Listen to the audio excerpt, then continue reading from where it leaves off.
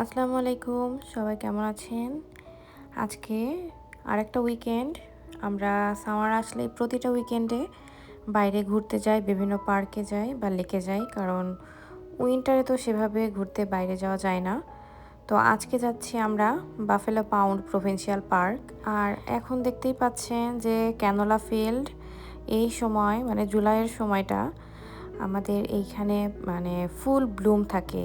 Canola চারপাশে প্রচুর canola ফুল ফুটে, আর দেখতে একদম মনে হয় যে বাংলাদেশের কোনো এক গ্রামে চলে এসেছি। যখন সরিষা ফুল ফুটে, যখন সব একদম সরিষা ফুল দিয়ে ভরে থাকে, আর এর চারপাশ দিয়ে গেলে সরিষা ফুলের যে ঘ্রাণ, সেই ঘ্রাণটাই কিন্তু পাওয়া যায়। মানে আপনি একদম বাংলাদেশের ফিলটাই পাবেন।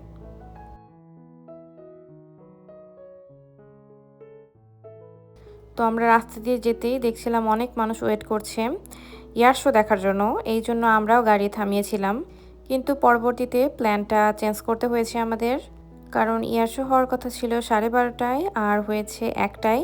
আমাদের জন্য আমাদের গ্রুপের লোকজন ওয়েট করছিল, এই জন্য আমরা দেখতে পারিনি। বাট আমরা এই প্রকৃতিকে খুব ভালোভাবে এনজয় করেছি।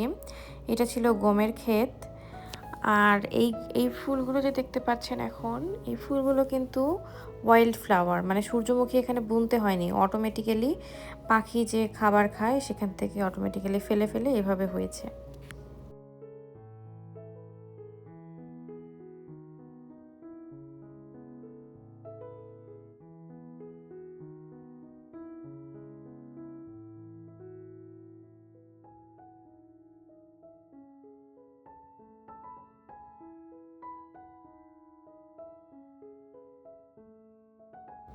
আর এই রাস্তাটার দুই পাশেই ছিল এরকম ক্যানোলা ফিল্ড। দেখতে পাচ্ছেন দুই সাইডে হলুদ। মনে হচ্ছিল বাংলাদেশের যে গ্রামের যে রাস্তাগুলো আছে উইন্টারে হয় সরিষার ফুল ফুটলে, ঠিক সেরকম লাগছিল।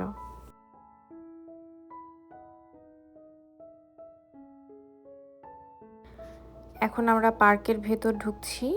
এখান থেকে আপনাকে টিকিট কাটতে হবে, বাট গত বছর থেকে এই এন্ট্রি ফিটা ফ্রি করে দেওয়া হয়েছে সকল প্রভিন্সিয়াল পার্কের ক্ষেত্রে। এই জন্য এবছর আমাদের কোনো ফি দিতে হয়নি গত বছরের মতো।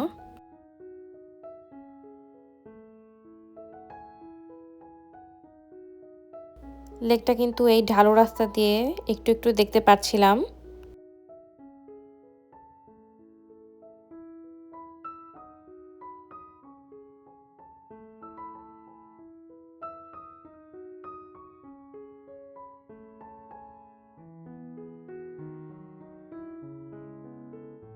আর লেকটা দেখছিলাম ভালোই বড়। আর পিছনে দেখছিলেন পাহাড়ের মতো রাস্তা। এখানে কিন্তু আমরা ঢালু রাস্তা দিয়ে নিচে নামছিলাম।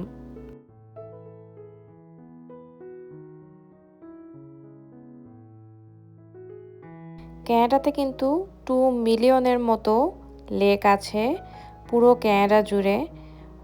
এই জন্যই কিন্তু কিছুক্ষণ বা 1 ঘন্টা বা 30 মিনিট ড্রাইভ করলে আপনি কোনো না কোনো লেকে চলে যেতে পারবেন। আর ক্যানাডাতেই কিন্তু পৃথিবীর 60% লেক আছে। মানে এত বেশি লেক, পুরো পৃথিবীর 60% লেক ক্যানাডাতেই আছে। আর এক একটার থেকে সুন্দর, আলাদা। কোনোটার সাথে কোনোটার আসলে মিল নেই। একই জায়গায়, বাট কিছু ডিস্টেন্সেই আপনি অনেক ভালো ভালো সুন্দর সুন্দর লেক পাবেন। আর এইখানে ছিল হচ্ছে সুইমিং পুল। আর এটা ছিল হচ্ছে বিচ এরিয়া। সামার আসলেই কিন্তু এইখানকার মানুষ লেক বা সুইমিং পুল থাকলে তারা সেখানে সুইম করে। ছোট বাচ্চা থেকে বড় সবাই এই লেকের পানিতে নামে। আর সুইমিং পুলে যেতে আপনাকে টিকিট কাটতে হবে, যদিও সেটা খুব একটা বেশি না, মেবি $5 মতো। অ্যাডাল্ট আর বাচ্চাদের জন্য আলাদা ফি।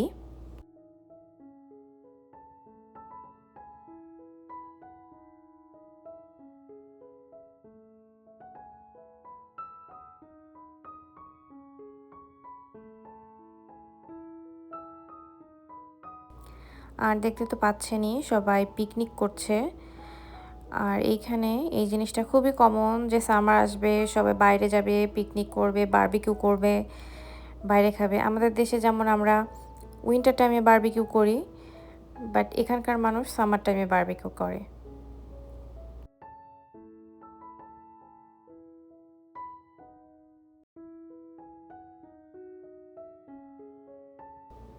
আর দেখতেই পাবেন যে অনেকে বোট নিয়ে নামে, এগুলো তাদের নিজস্ব বোট।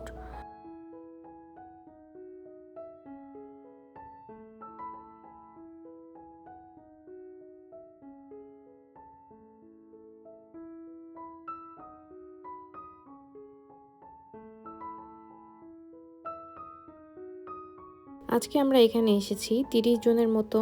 আর আমাদের আজকের মেনুতে ছিল চিকেন বারবিকিউ আর সাথে কর্ন, এটা মেইন ডিশ হিসেবে ছিল।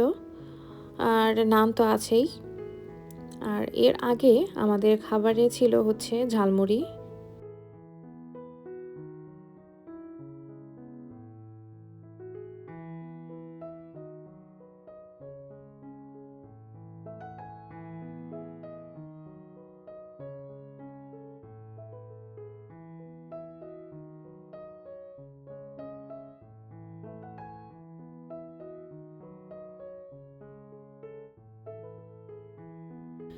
কোথাও একা একা যাওয়ার চেয়ে যখন আপনি অনেক মানুষ মিলে একসাথে ঘুরতে যাবেন, সেইটা কিন্তু অনেক বেশি মজা হয়। কারণ প্রত্যেকটা মানুষের সাথে দেখা হয়, সবাই মিলে আড্ডা, আনন্দ, খেলা সব কিছু তো আছেই। আর সামারে উইকেন্ড হলেই সবাই এরকম রিল্যাক্স টাইম কাটাতে যে কোনো পার্কে চলে আসে।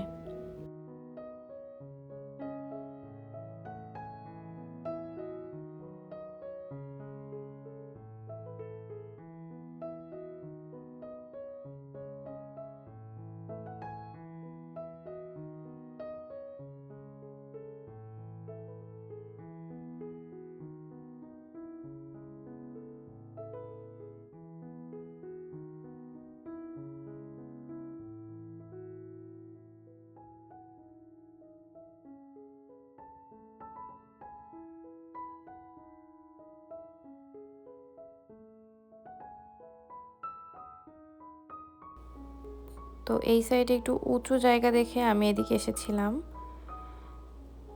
আর এদিকে ছিল পার্কিং লট, বিশাল বড় পার্কিং লট, কারণ সবারই কিন্তু একটা করে গাড়ি এখানে থাকেই।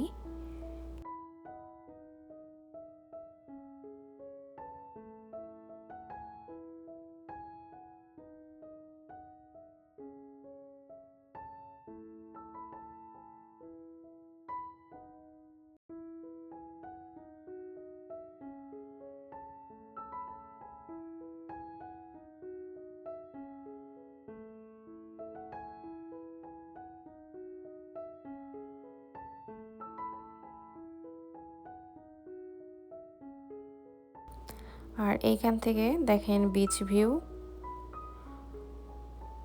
বিচের ওই সাইডে কিন্তু পাহাড়ের মতো উঁচু উঁচু টিলা।